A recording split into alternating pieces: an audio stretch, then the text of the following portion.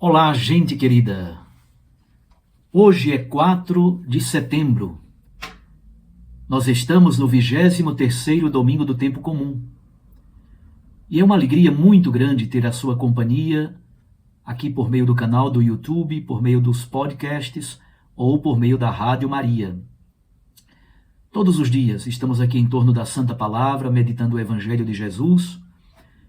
E hoje a liturgia da Palavra de Deus nos ajuda a compreender que nós precisamos pedir a sabedoria do alto, pedir a sabedoria do Espírito Santo. Exatamente porque precisamos fazer o discernimento da vontade de Deus. E a vontade de Deus é, sobretudo, subir com Jesus Cristo para Jerusalém, tomar o caminho da cruz. Mas para isso é preciso renunciar a si mesmo, renunciar aos afetos familiares, renunciar aos bens materiais, tomar a própria cruz, não olhar para trás. Essa é a verdadeira liberdade da qual fala São Paulo na segunda leitura da carta a Filémon. Mas vamos ao Evangelho do dia. Lucas, capítulo 14, versículos 25 a 33. Naquele tempo, grandes multidões acompanhavam Jesus.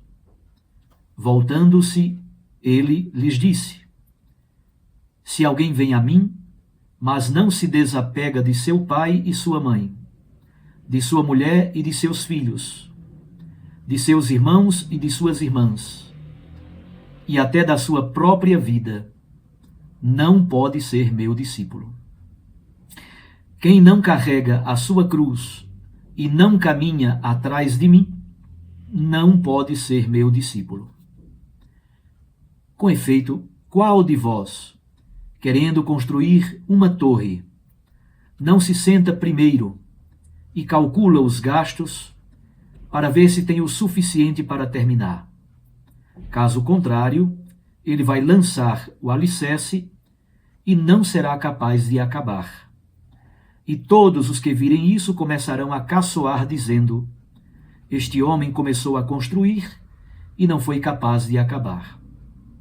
Ou ainda, qual o rei que, ao sair para guerrear com outro, não se senta primeiro e examina bem se com 10.000 homens poderá enfrentar o outro que marcha contra ele com 20.000? Se ele vê que não pode, enquanto o outro rei ainda está longe, envia mensageiros para negociar as condições de paz. Do mesmo modo, portanto, qualquer um de vós, se não renunciar a tudo o que tem, não pode ser meu discípulo. Palavra da salvação. Glória a vós, Senhor. Minhas irmãs e meus irmãos, no texto da primeira leitura da liturgia de hoje, nós encontramos um bloco, uma unidade literária do livro da Sabedoria. O livro da Sabedoria foi escrito mais ou menos 50 anos antes de Jesus. Foi escrito em grego, em Alexandria, no Egito. E esse texto é uma espécie de oração de Salomão. Ora, sabemos, Salomão já havia morrido há muitos séculos. Mas esta obra, praticamente próxima de Jesus, 50 anos antes de Jesus, ela é atribuída ao rei sábio por excelência, o rei Salomão. E é uma oração de Salomão para pedir sabedoria. O sábio, que escreveu o livro da Sabedoria, diz: quem, afinal, quem pode conhecer os desígnios de Deus? Obviamente, a resposta a esta pergunta é ninguém.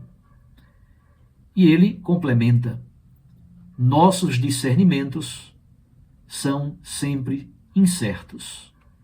Nossos discernimentos são incertos. É por isso que é preciso pedir a sabedoria de Deus para que o ser humano possa fazer os seus discernimentos corretos e possa discernir qual é a vontade de Deus. Esse discernimento é sempre histórico. Não é que você tenha 100% de certeza objetiva de qual seja a vontade de Deus para a sua vida. Você tem uma certeza subjetiva, é um discernimento histórico. Você vai percebendo os dados, os elementos, os sinais de Deus, os sinais da realidade, os sinais que as pessoas dão, que os fatos dão. Então, alguém só pode conhecer o desígnio de Deus a partir da sabedoria que o próprio Deus lhe dá. É por isso que é muito importante suplicar a sabedoria que vem do alto, para fazer os discernimentos da vontade de Deus em nossa vida. Do alto, Deus nos envia o seu Espírito Santo. Só assim o ser humano aprende aquilo que agrada a Deus. E esta sabedoria, fundamentalmente, é a sabedoria da cruz. É isso que nós encontramos no texto do Evangelho. Viver segundo os desígnios de Deus a partir da sabedoria da cruz. Na segunda leitura, Paulo pede por Onésimo. Onésimo era um escravo de Filémon. Filémon é cristão. E Onésimo fugiu, foi preso e estava na prisão juntamente com Paulo. Paulo também estava preso nesse momento. E Paulo evangelizou Onésimo. Onésimo se fez batizar e agora temos Onésimo cristão e o seu patrão, que é Filémon, também cristão. Onésimo é o filho que Paulo gerou na prisão.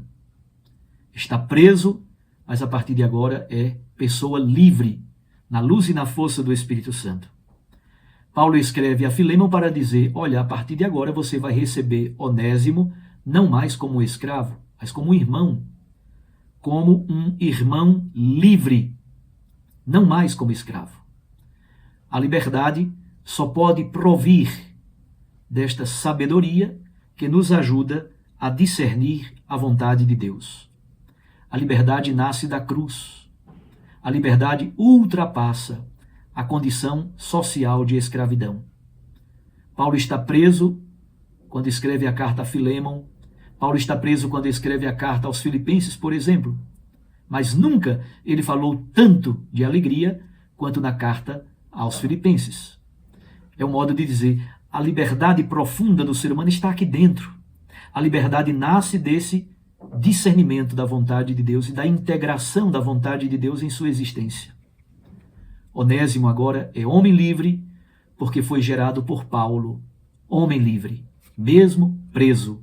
Ele é homem livre porque vive segundo este princípio da sabedoria, renunciando à própria existência e assumindo a cruz de Cristo. É disso que trata o texto do Santo Evangelho de hoje. Multidões acompanham Jesus. Acompanham para onde? Ora, esse texto de hoje do Evangelho, nós estamos no capítulo 14. Desde o capítulo 9, versículo 51, até o versículo 27 do capítulo 19, então de 9:51 a 19:27, nós temos aí 10 capítulos que narram a subida de Jesus para Jerusalém. Então, multidões acompanham Jesus. Acompanham como e para onde?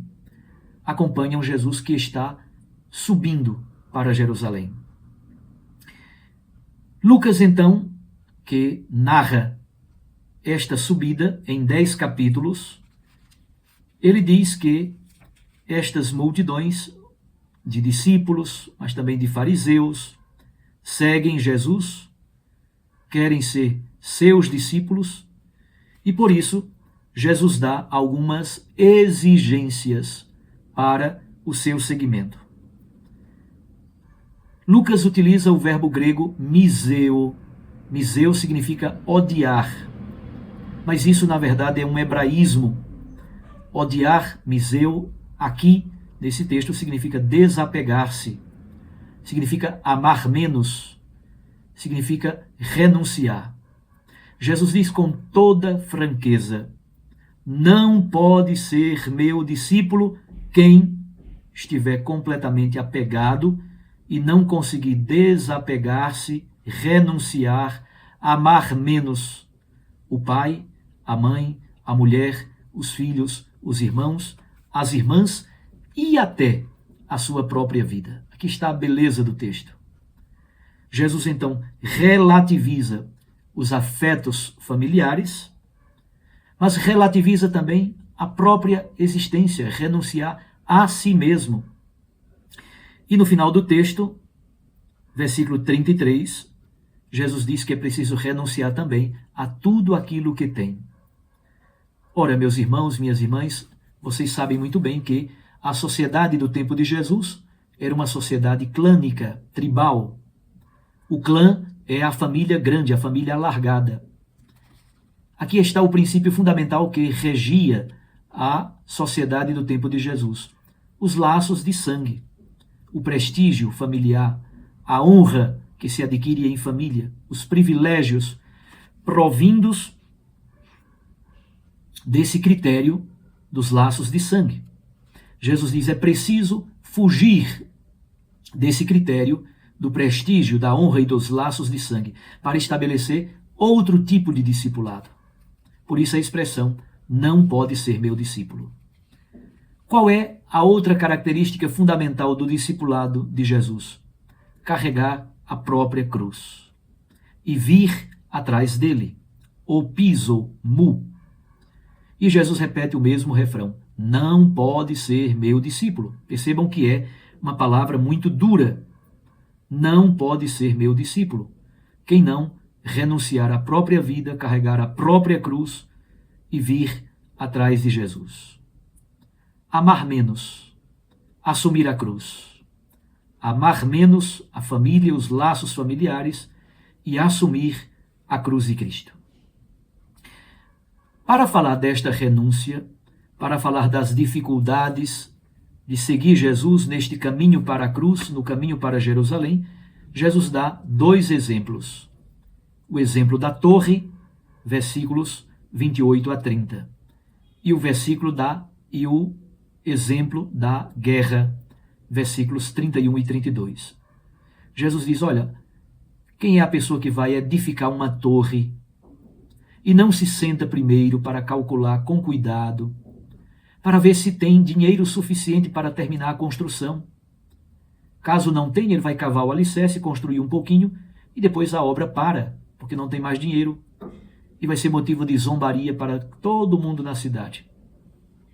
Começou a obra e não pode acabar. Muita gente começa a obra do seguimento de Jesus, do discipulado, mas não tem força suficiente para concluir. Falta oração, falta o pedido da sabedoria que provém do alto, falta discernimento. Esta sabedoria é fundamental para que o cristão viva o seu processo de seguimento. O outro exemplo é o exemplo da guerra. Um rei tem 10.000 soldados, mas está marchando contra ele outro rei acompanhado de 20.000 soldados. Ora, este rei que só tem 10.000 soldados, ou ele se garante muito e tem fortes guerreiros para enfrentar a batalha, ou é preciso saber que vai perder a guerra. Jesus então diz, olha, se alguém percebe que vai perder a guerra, é melhor logo mandar embaixadores para negociar as condições de paz.